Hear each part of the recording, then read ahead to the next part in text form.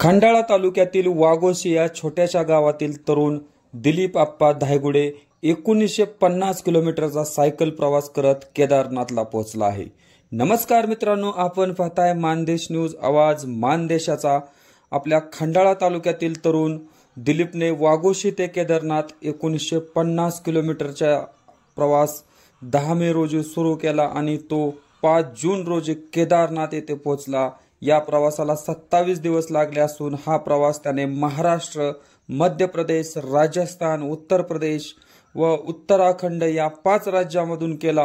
ऊन वारा पाऊस यात त्याने सायकल प्रवास करत समाजाला सायकल प्रवास करण्याचा संदेश दिला आहे। तसेच प्रवासावेळी झाडाचे महत्त्व त्याच्या लक्षात आल्याने झाडे लावा व ती जगवा असा संदेश देखील त्याने दिला आहे। दिलीप सध्या केदारनाथ येथेच आहे। 2 दिवसात तो गावी परतणार असून संपूर्ण महाराष्ट्रातून दिलीपवर शुभेच्छांचा वर्षाव होताना दिसत आहे। या सायकल प्रवासामुळे दिलीपने आई वडील त्याच्या गावाबरोबर तालुका व जिल्ह्याचे नाव उज्ज्वल केले आहे। या प्रवासासाठी इंडियन ग्रुप ऑफ वाघोशी यांनी दिलीपला पाठबळ दिले होते। दिलीपच्या आगमनाची ग्रामस्थ आतुरतेने वाट पाहत आहेत। त्याच्या स्वागतासाठी तरुण वर्ग सज्ज झालेला आहे। पाहूयात दिलीप काय म्हणतोय।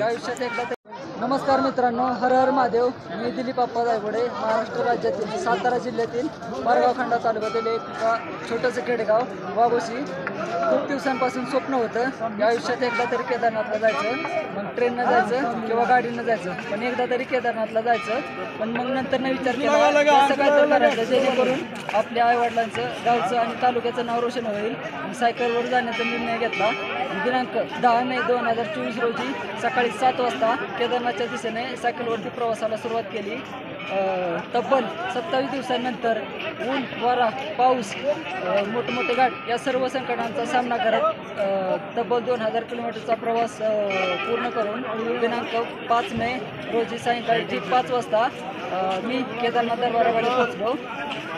या माझ्या प्रवासामध्ये अनेक लोकांनी मदत केली, खास करून आमच्या गावातील इंडियन ग्रुप ऑफ वाघोशी या टीमचं मी आभार व्यक्त करतो।